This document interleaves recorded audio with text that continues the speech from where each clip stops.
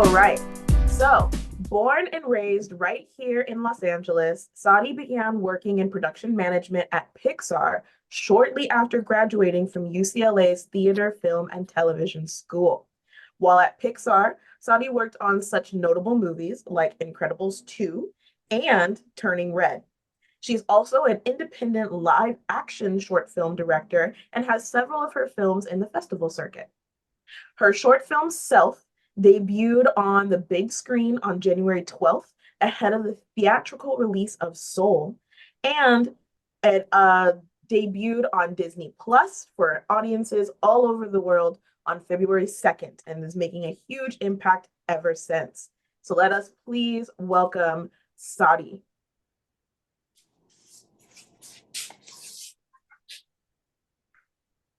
Hi. Hey girl, it is great to have you here. Do you want to say anything to introduce yourself or a word of welcome before we jump right in? I'm Searit Huluf, and I'm just like really excited to be here. Thank you for everyone to come on a Saturday. Appreciate it. I hope LA folks survived the rain because it was rough. So yeah, I'm excited. It really was rough. I was without power for 6 hours one night. Yeah, Ooh, we're but not built for that. at least my house is still here and it didn't slide off down the hill in a mudslide, you know? That would be scary. Small victories. Okay, so I've got some questions for you today, and once I get through my questions, then I'll open the floor to people in the who are in the audience who are watching. Audience members, if you have a question for Saudi, please drop it in the chat. One of the admin will be collecting your questions and will be letting me know which questions to ask a little bit later on. But without further ado, my first question for you is, how did you get the opportunity to direct a Spark short at Pixar? Because it's unheard of for someone to jump from working as a production coordinator directly into the director's seat. So who were your champions? Who were your mentors? How did an opportunity like this come about for you? Yeah, that's like a great question. I feel like so I started Pixar as an intern on Incredibles 2 like literally 8 years ago. And since being at Pixar, like just every year I would make a film. And I was just like, I'm gonna make a film, mainly because I went to UCLA Film School and I was like really taught the live action aspect of filmmaking. I just missed being on set. So I spent a lot of time just making films, and also kind of making films where a lot of executives were getting involved with too, and just people just started to know they're like, oh yeah, this girl wants to be a director and make films. And there was this one woman, her name is Britta Wilson, who like I call her my work mom. Like I love her so much, and she actually was one of the first people who kind of like funded some of my documentaries that I did within Pixar too. And she saw that I had this eagerness to be a director and make films. And, she's the only Black executive at Pixar. And she was the one, honestly, vouching for me and putting my name in the ring for any potential people to make a Spark short. Come on, And Black I talk women about, supporting Black women. I know, right? That's Yeah. exactly, so that's what I'm like, and I'm very thankful for her because I do think that like no one ever thought about me, especially like again I came from prod management, and that's not the department where you typically will choose a director for this kind of opportunity. And I know, Sam, that you also started prod management too, so you like totally understand where I'm coming from. It's not it's not considered like a creative role, even though for me personally I do think being a producer in that production management is that track to be a producer. It's such a creative role, but not to be in the sense of a director. So when that happened, I think there was like a lot of shock of like, what? But then I also had a lot of supporters within Pixar being like, oh my God, you're ready for this. Like you keep making films. Like this is obviously the next natural step. So yeah, I think for me, just having those close relationships of people who look like me, especially, and those people vouching for me was kind of like how I got my opportunity. That's amazing. And I think that goes to show for the fact that like having that self-starting initiative can really pay off big in the end because they would have never trusted you had you not been already doing it on your own, you know? Yeah. And honestly too, it's like a big girl role. Like I like even though I've done so many short films, still being in that role, I learned a lot and it was my first time ever having a studio backing me to make a short film. And that was also an adjustment of itself for me. So I'm very happy because the Spark program is kind of like a safe place to fail. And even within the program, I had like mentors with me. So Domi Shi and Trevor Hernandez were like two mentors for me that I constantly went back for to ask for advice and help. Look at my script, look at my reels, like what do you think? And that was really helpful as well. I think that's actually a really good segue to my next question, which Mhm. was in a lot of other interviews that you've done, you've talked a lot about working with Eric Rosales, who is your producer. And I'm just wondering what kind of support structure did Pixar provide you? And then what kind of support structure did you find for yourself in order to make sure that like you made the most out of this opportunity?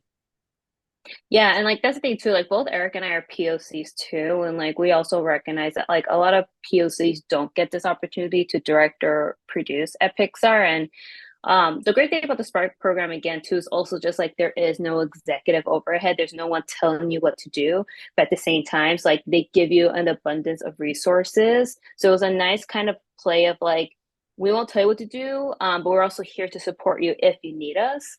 And I want to say like one of our biggest champions was our executive producer, Catherine Serafian, who again another POC woman within Pixar, also a Bruin, which like to me was just like, oh my God, this is great. Bruins, POC women working together on this story. And she was kind of like our big advocate when we like needed people on our crew. And also like Eric was paired with a producer for his mentorship too, someone that he could go back to. And we also had another executive producer, Andy Beal, who I personally met with like once a week, sometimes even twice a week.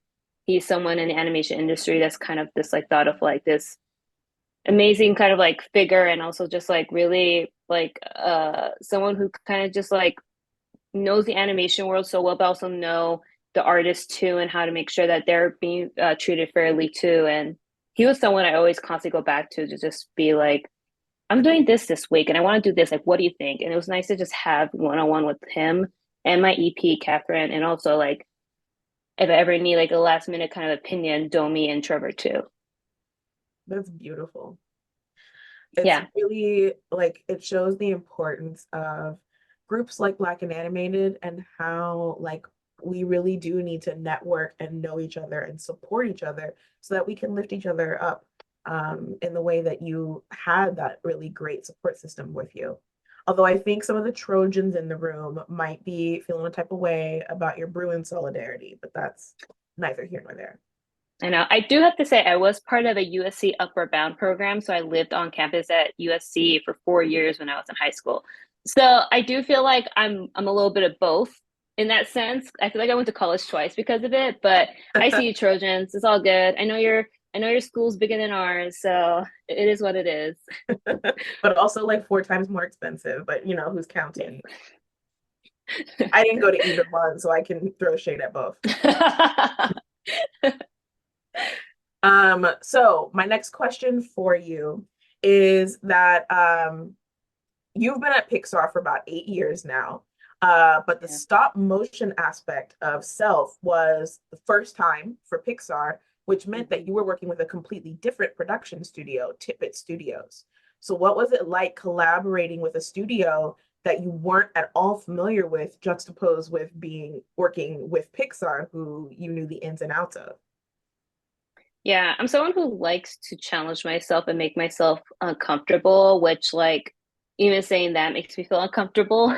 But like I do think that like I get better when I like add more layers of complexities in my filmmaking journey. And like I think about it in a sense of like, yeah, when I first started making films, it was by myself. It was like me alone in my room doing stop motion short films.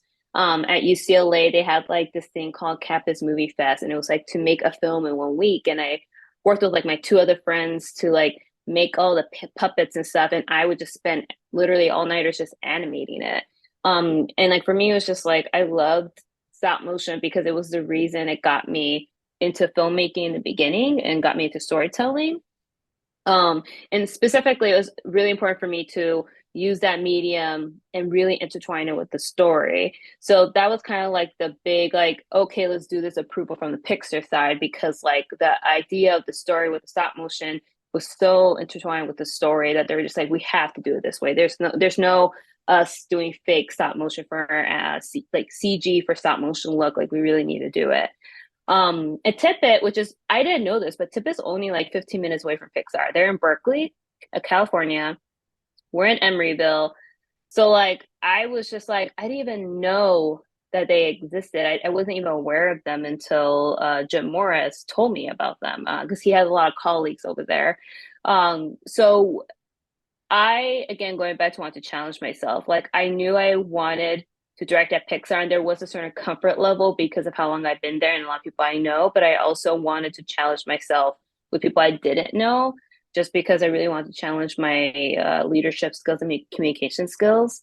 And Tippett Studio is like, they're known to do like these big monster, gory kind of like stories and like these really like really detailed monster characters. So the idea I came in being like, yep, we're going to make a story about a wooden doll.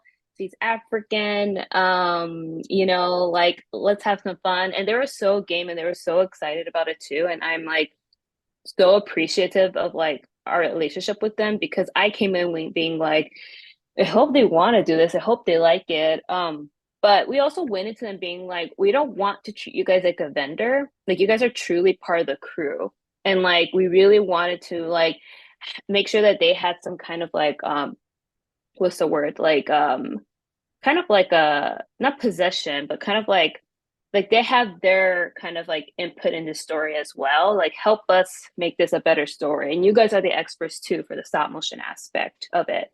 So that relationship, like at first I think it was scary for me, but like now I'm just like, when can I make another film with you guys? Because I missed you guys. This was so much fun.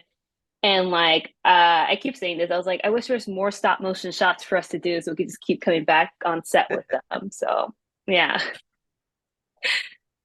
I just want to give a quick point of clarity for the audience who may not know, but when major studios go to vendor studios to help them produce shots, a lot of time all of the like artistic work is done in-house, and then they're just giving over like the information that the vendor studio needs to execute.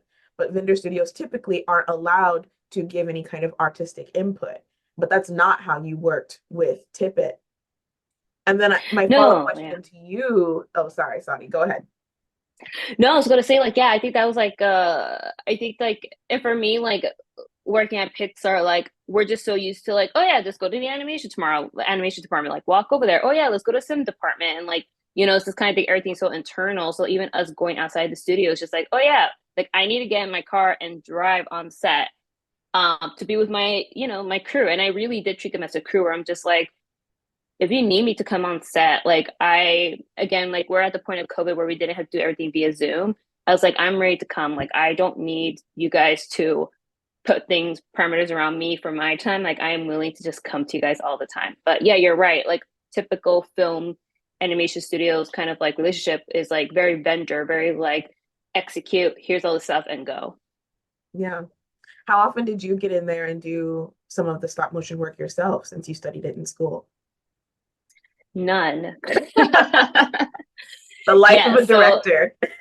I know. Well, it's not only that, but like I also like it kind of goes back to me being like I really wanted to use this time to be a better director and like I was also writing the script too. So I think for me it was just like these are the skill sets I really want to hone. And it was like a real conversation for myself. I'm like, is animating the thing I really want to hone right now? Is this how I use my opportunity? And I kind of was just like, no, like we have animators, they are the experts of this. Like I really want to just direct and like again, being able to communicate my ideas to a team was like something I really wanted to like really work on. I love that you had that like forethought and kind of were thinking of the big picture of like what is my learning opportunity from this? Where should I focus my efforts? I think people Yeah. can learn a lot from that. And I know if like a lot of Black women can relate, but I tend to do everything. So this was like a moment of like, practicing not to. And it was hard too. Like it was definitely like I definitely had to like really force myself with like, especially coming from production management, asking like production management questions and being told, you're the director, don't worry about it. I'm like, I know, but I need to, no, I just need to. So it's like, even that is just like trying to separate it was like hard, but I'm very grateful for it. And I'm very grateful that like Eric produced and Andy and Catherine was also our EPs to kind of help support us too. So yeah. That's wonderful. I just want to shout out to people in the chat who, or not the chat, in the audience who might not have seen it yet. Please, please, please run, walk, don't run to Disney Plus and watch the short. It is absolutely beautiful. But you mentioned before that you also wrote the script for this. So I know that you worked with multiple cultural consultants while Mm. creating the script and executing the short. And you've been really open in the different interviews that you've done about how much of your own Ethiopian culture you put into it. So, what was the process like working for with cultural consultants, and what kind of consultants were you consulting with? There's like a more elegant way I of saying know. it. You How understand. many times can you say consultant in one sentence, Sam? Yeah, like so like back up into I was like a cultural consultant on Soul and Elio. So for me, like just that experience myself was just like, oh my God, like how can you not make a film? Like how can you make a film without a consultant, you know? So there was like I always had that in the back of my mind of like, I know I want someone to watch this film to make sure we were in the right track. And we did consult with two consultants. The first one, foremost for me, that was really important was the cultural consultant about just the Ethiopian tattoos that were displaying on South. Um, I think for me, like in Ethiopia in general, there's so many different tribes and so many different like microcultures within the country that they each have specific like languages, but also just like tattoo markings of like where they have it. Like some have it on their hands, some have it again on their necks, on their forehead. So it was really important to me to represent someone from the Tigray region. And like, I mean, like my OG, like cultural consultant was obviously my mom. So it was like me like going to mom and like showing her the character designs and being like, what do you think, mom? Like, is this someone in the Tigray region? She even gave feedback of like, oh, they wouldn't wear this or this and that and stuff.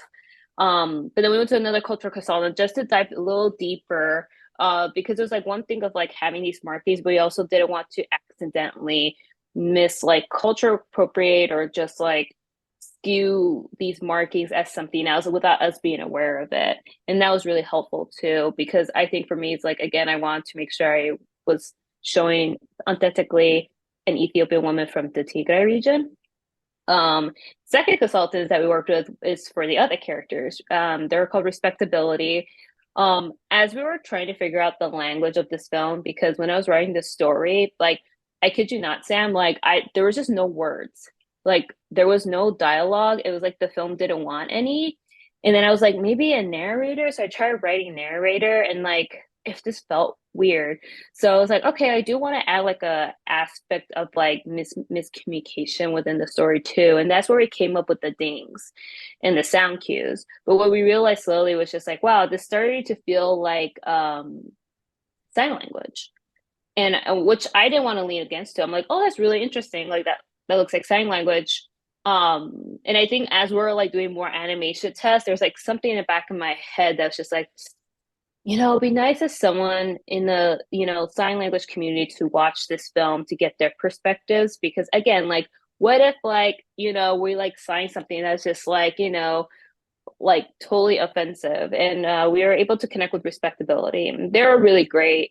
And they're really awesome because I think for me, it was just like, these characters are not like sign language, like characters. Like they don't speak in sign, but we would love it if they could just give us notes on the animation just in case it seems like they give you something sign so we're aware of it. And they were like there like every step of the process. They even like videotape simple sign language kind of just like phrases for us just so that we could add it in the film. And it was like, oh yeah, this is awesome. I would love to add simple ones.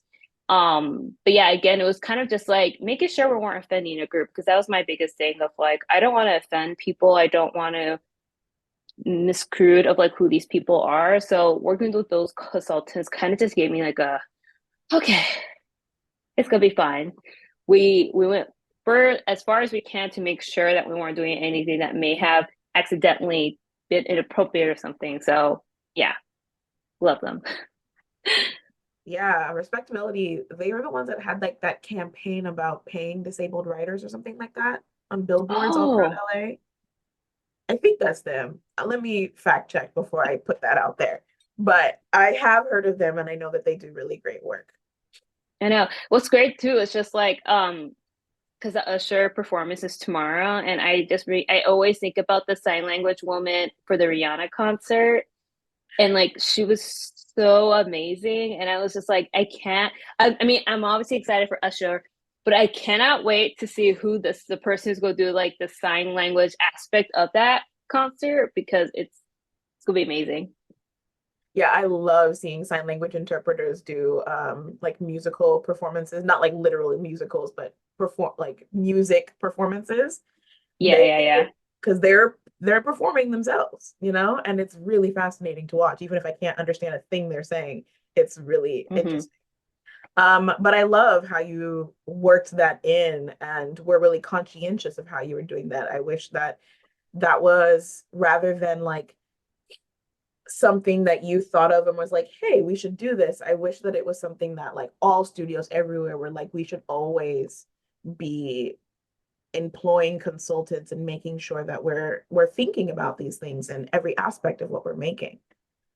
Yeah, and I think especially again, like I think Soul was that really big moment to at Pixar of like the importance of it. And going back to my work mom, Britta Wilson was the one who really orchestrated that group of internal, external cultural consultants for Soul. And I just loved the experiences, even working with them and having them talk about their interpretation of Soul and like the importance of them and for the Black community. So like I always think about those moments for self because like I know I'm representing the Ethiopian community.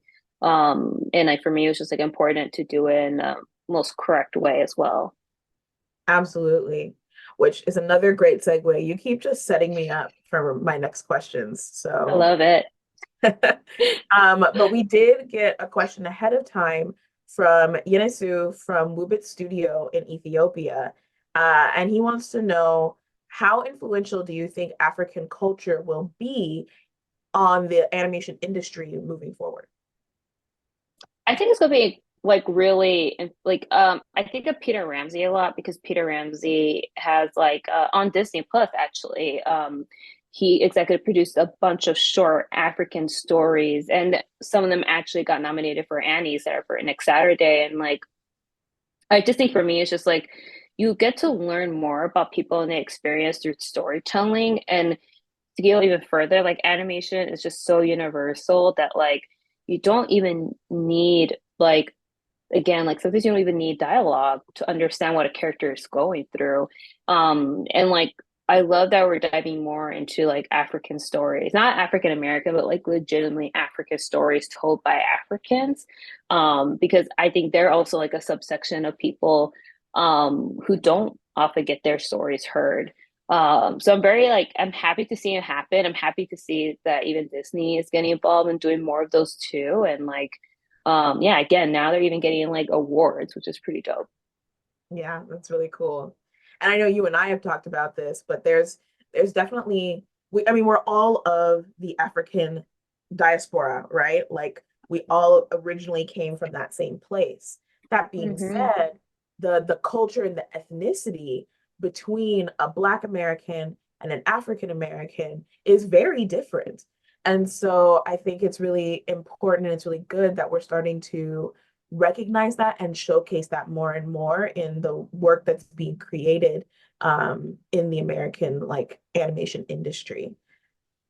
So Yeah, especially in Black History Month, like it's the month to really dive into it. Like I even now, like I'm very like specific saying I'm Ethiopian American and not just African American because again, Africa is just so it's very vague and broad and there's so many cultures in it. And like for me, she's like, no, I'm Ethiopian American. I'm a first gen. And that for me is kind of like a really important just signifier of like who I am and my identity as a whole. yeah, yeah, it's important. Okay, so switching gears a little bit, I want to Hmm. talk about the title of self. So Yes. the messaging of self leads like the viewer to kind of take their own theme away from it because it's like Hmm. self what? Self-sabotage is what I've heard you say. I thought self-esteem, but I literally, as I was doing Hmm. research for this talk, found like eight others: self destruction, self-discovery, self-love, like self insert your own adjective here, you know? So how do you feel, or what's your perspective of self, first of all? And then second, how do Yeah. you feel about people having different perspectives of what the film is about? Yeah, like I think for me, like I always want to tell a story about one's relationship with themselves was kind of like my goal. I think it was also just like a writing challenge for myself where like I didn't want to do like a another character and a relationship about another character because I've been having, especially when I was writing this film, I was really like struggling with myself in like multiple different ways, and I knew kind of like this story was a way for me to kind of like vomit out my feelings about it. And even like the title self, I think we were having like an internal discussion because like even at Pixar that you code name your films and I code named itself. And while making it, like it was just so hard to think of another title than self because this whole thing is about her and just herself, and like and I even call herself too, because she doesn't really have a name, which again kind of ties in with the story too of just like someone who's kind of been ignored and not seen, not even heard either. And I think it's beautiful that like people are taking their own interpretations of it. I think that's like the power of filmmaking again. Like I don't know, like I think about watching like for example Spider-Verse and how like that film meant to me personally and like just the multiple feelings I have, but like everyone has their own interpretation. And like as a director, like I kind of have to like I like birth this baby to the world. And I'm like, she's out there, but she also isn't like mine anymore. It's kind of like the audience interpretation of how they take it. Because the story is kind of like a slice of life. Like we see her, I don't want to give spoilers, but like we see what happens at the end of the film, but you're not really sure where it's going to go. And I think that everyone, like a lot of people that I talk to, especially online, has kind of like their own interpretation. I think that's something beautiful about it. Uh, are there any interpretations that you've seen that you would like to shout out for good or for bad, but just other interpretations that you were like, oh, that's interesting? Well, we talked about this one of them about how like a lot of people felt like the goat people were white people. So it's kind of like her going from like black to white, which I was like, oh wow, that's so interesting.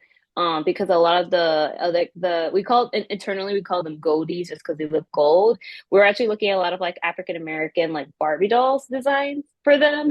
So it's so interesting that people like took that as like interpretation. I'm like, oh wow, like I was like, you know what? I see their point of view. And I thought that was like really interesting.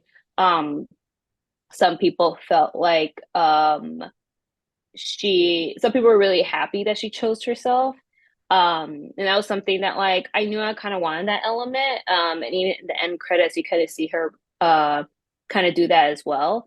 And like another interpretation, which I kind of lean in more towards is like even though she choose herself, there's still consequences of her actions that we see her with. And again, try to not give too much of a spoiler. I don't know if everyone here has seen it or not, but yeah, I think that like seeing and hearing all the different interpretations have made me feel kind of like, oh wow, people understood what I was trying to get at. And like I'm not someone who has a feeling of like, is that 100% right? Like there is not that. It's like you see it how you view it and also how you interpret it in your own life as well. Same thing going back with like, oh yeah, so it's about like this is about self-esteem or self-love or self-discovery. I'm like, that's great. And I love that there's multiple interpretations of what this film could be about.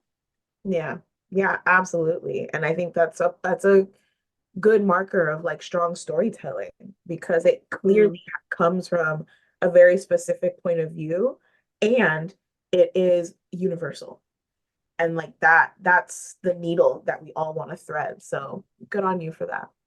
Thank you. I have one final question that I'm going to ask you from me. So everybody else, Make sure you start throwing those questions in the chat. I will be going to the admin team soon to send me some questions to ask from the audience.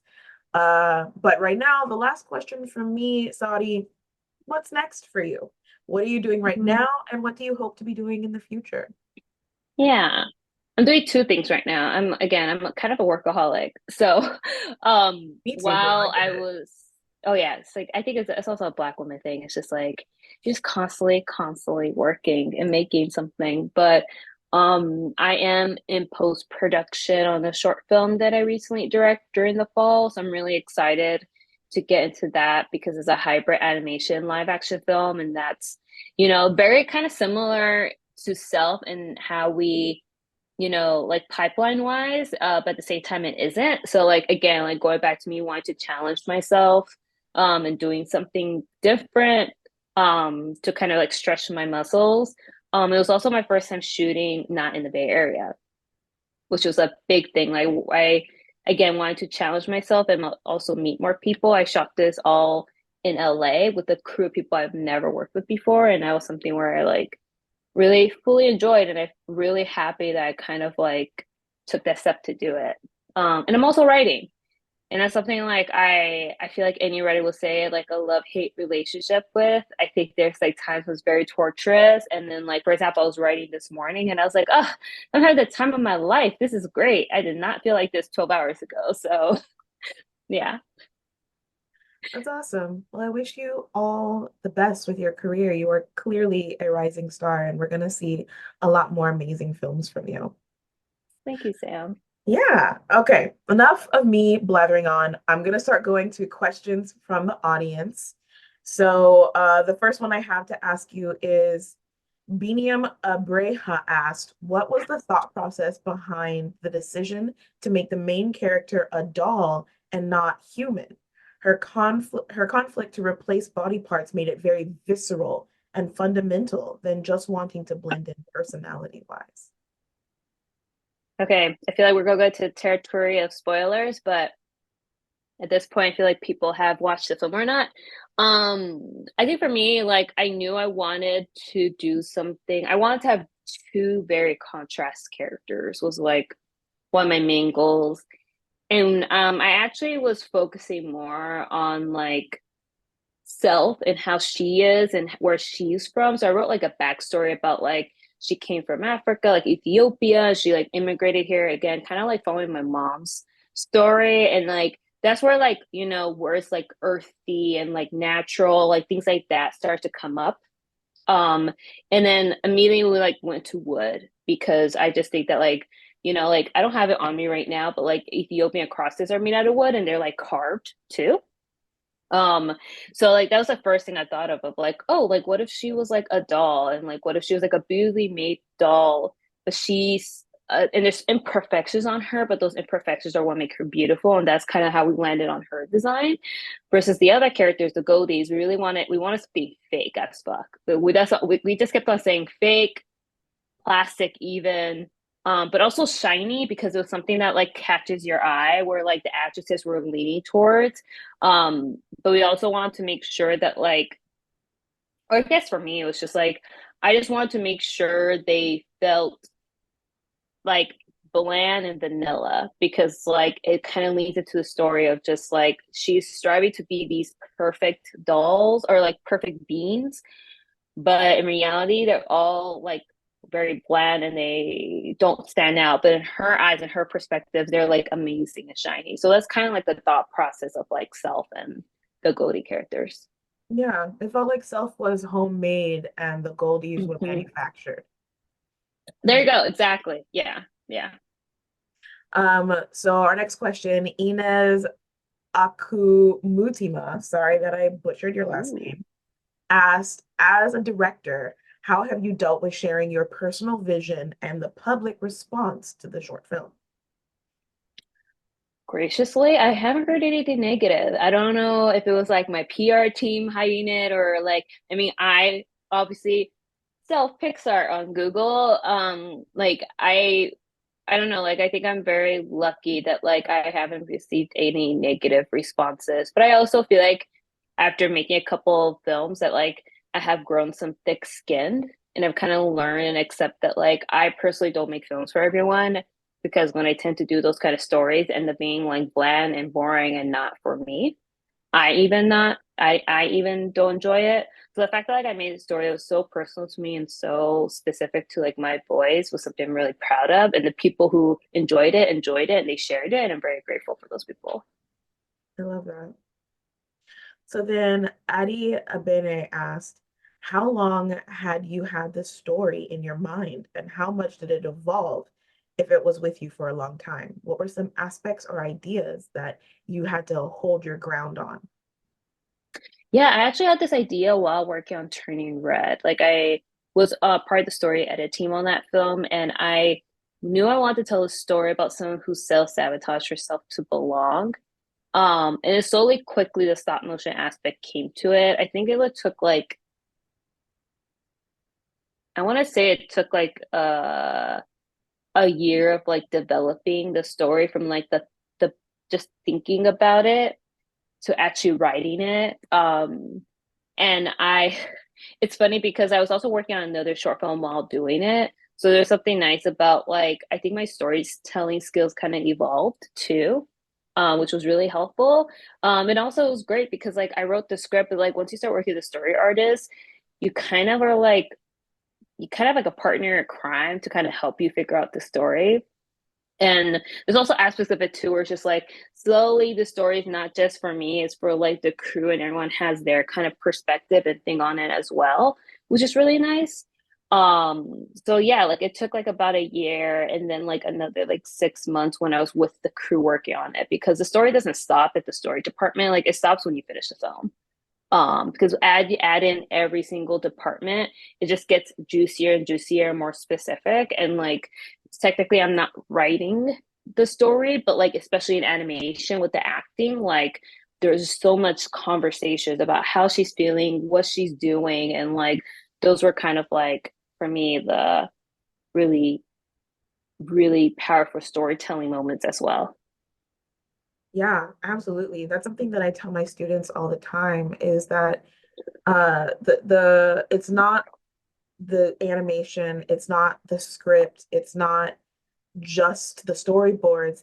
It's all of these things that tell the story. Every single aspect of the design, every single aspect of the build, every single aspect of like Mm-hmm. every decision that you're making, all of it has to be in support of the story. Yeah, even like I think one of the biggest storytelling elements for this film was the sound design because there was no dialogue. So we really had to lean on the sound design of like how the Goldies were digging to each other, but also just like the score, like really having the score like push the emotional like roller coaster that self went through, but also just like not having the score be the thing that kind of like blatantly says it, you know? Like there's like a push and pull. And I love Jennifer Earlcamp. She was like our composer and she really understood what I was trying to get for her. Like there is times where I'm like, I would like some silence and just be just with her and seeing what she's doing. But there's moments where like, oh, we really need to bring up the score here. Like let's push it up. So those were fun conversations. Amazing. That's actually a great segue into another question that was asked. AJ Visola asked, what was the artistic choice of having the Goldies talk with bell sounds?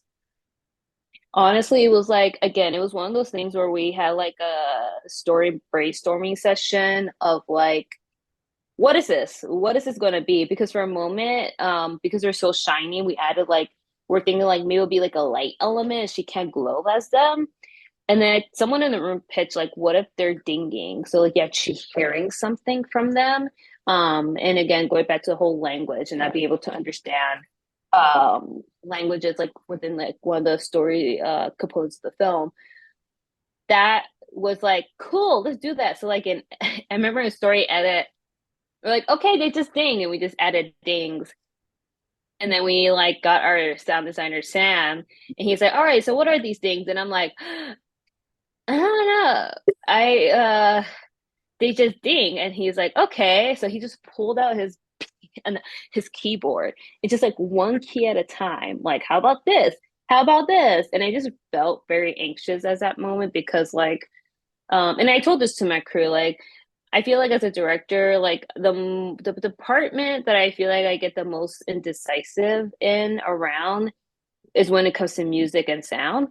So like I was very uncomfortable and I was very happy because like we did have a lot of time with Sam, our sound designer, to really figure out what is this going to sound like. But it did start with just like him with the keyboard doing one thing at a time, and then me being like, oh, I think I like this, or I don't know if I like that, and then slowly kind of creating a box of like, oh yeah, higher pitcher things.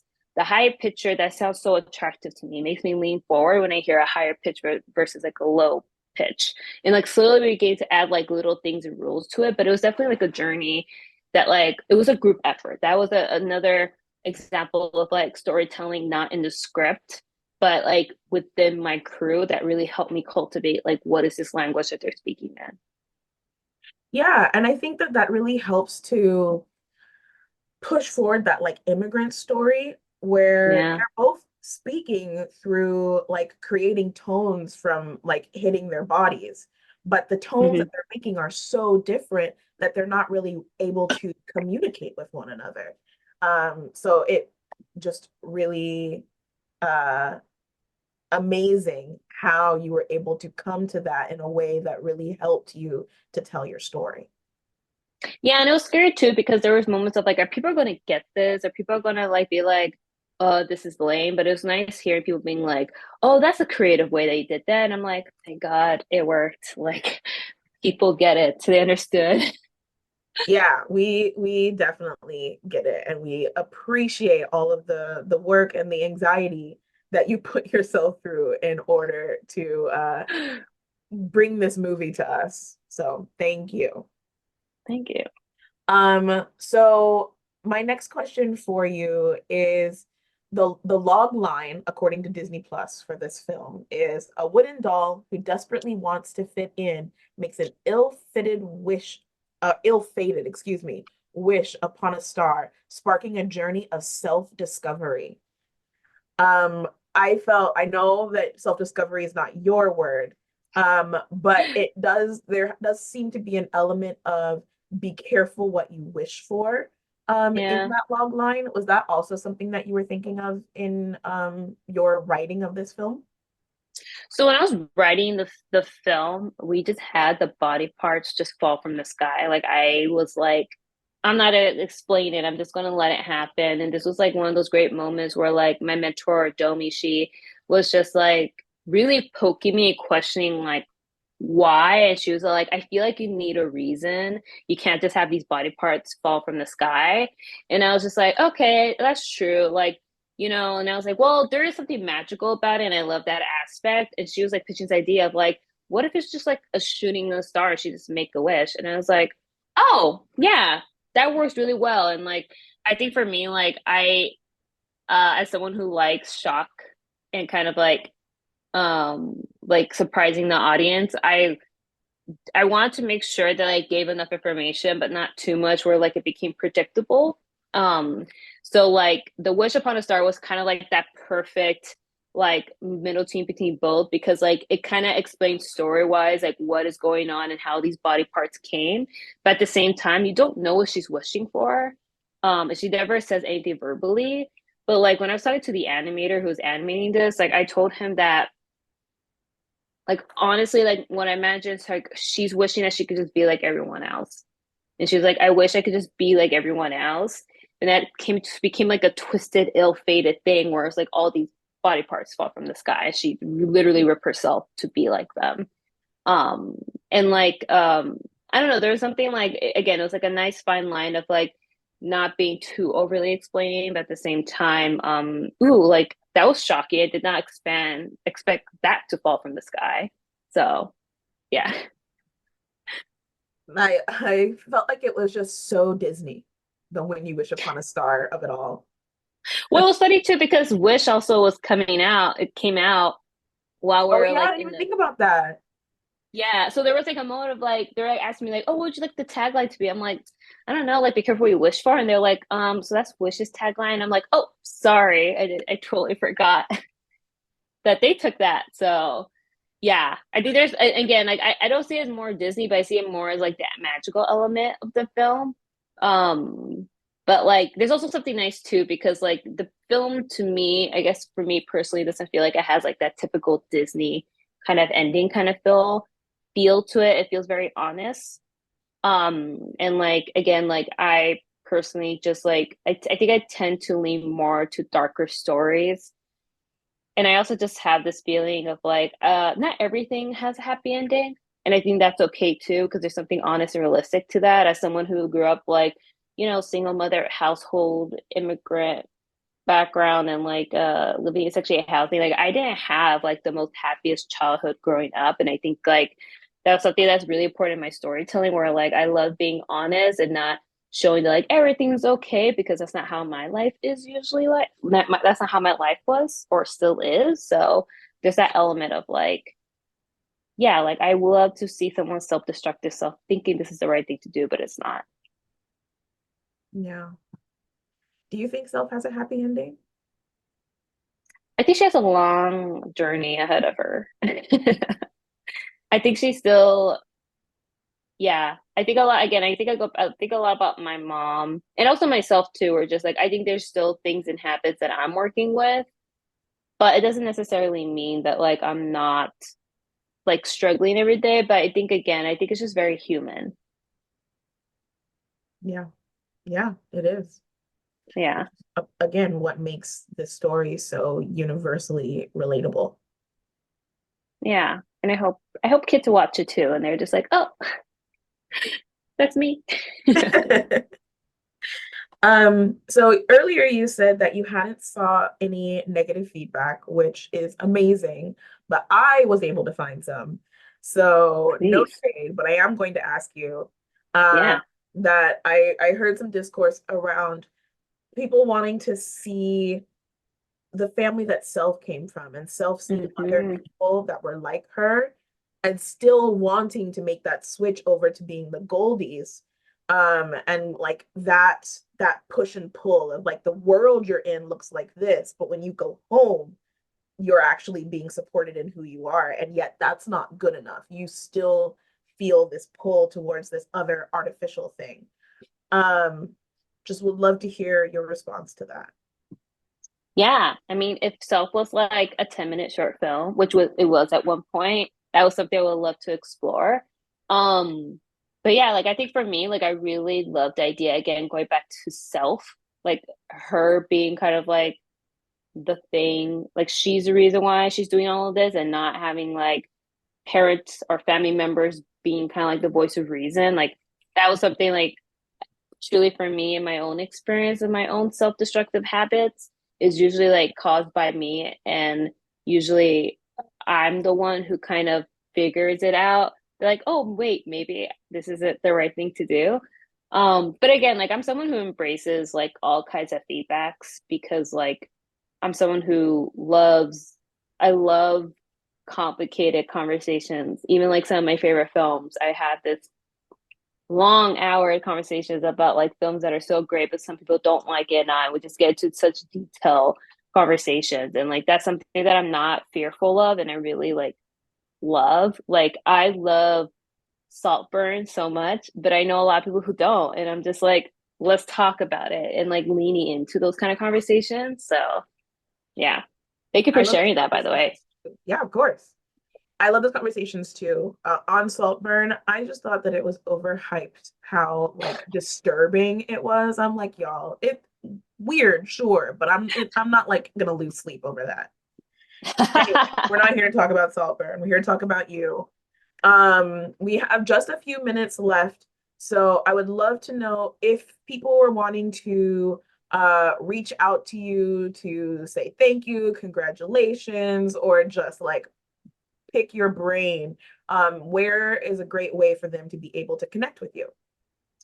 Yeah, on Instagram, I'm trying to ironically spend less time on it because I'm trying to write more. But like Instagram at Saudi Films is like the main place where I hang out and talk to people.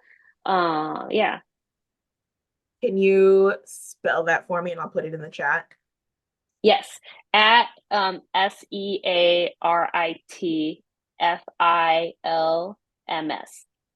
So my Okay. first name films. No, not SG, those are my initials, at I on IG. Not me, but also follow Sam. She gives great tips about animation or just like in general life, how to get a job. So I even like I like watch some of her talks and also just attend some of her moderate sessions because I'm like very, very inspired by you. So Oh, thank you. That's so sweet. Yeah, if anyone wants to follow me, I guess you can yes. at samg_anim across all platforms. But most of my advice is on TikTok. And then I share like job opportunities and things of the Yes. like on Instagram. Yeah. Yes. Well, I think that that's going to do it for us today. Any last words from you, Saudi, before we say goodbye to everyone? Yeah, I just want you to know that like the story was made by two POC filmmakers, my producer Eric and me. And like yeah, I think like again like I love the positive feedback for self and how people feel from it and I just hope it inspires more POCs to make their own stories too and very thankful that people watch the short film. Well, I am thankful for you for creating it and the entire team that you led, and for Pixar for giving you the opportunity to do so. Um, Before we let people go, I'm going to pass over the mic to Jordan Hackman, who is our Black and Animated events director, to plug some other things that Black and Animated have going on the rest of this month. But Saudi, Yes. thank you so much for being here today. Congratulations. We are all so, so very proud of you. Thank you. And thank you everyone. Happy Black History Month. Happy Lunar New Year. And yeah, have a good weekend, everyone.